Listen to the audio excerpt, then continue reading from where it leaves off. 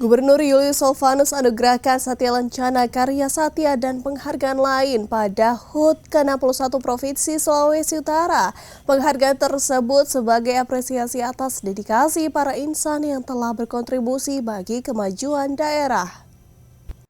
Dalam rangka peringatan Hari Ulang Tahun ke-61 Provinsi Sulawesi Utara, Gubernur Julius Salvanus menganugerahkan tanda kehormatan Satya Lencana Karya Satya kepada Kakanwil Kemenak Sulut Ulyas Taha dan Kapan Keuangan Pemprov Sulut, Clay Dondo Kambe.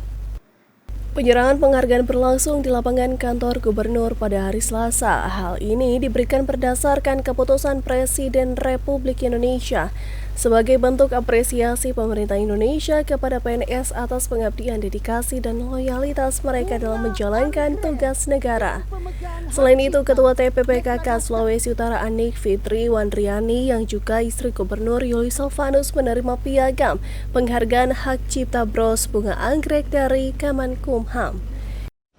Dalam kesempatan yang sama, Gubernur Julius juga menyerahkan sejumlah penghargaan kepada individu dan kelompok yang dinilai berprestasi di bidang masing-masing sebagai wujud pengakuan atas kontribusi mereka terhadap pembangunan.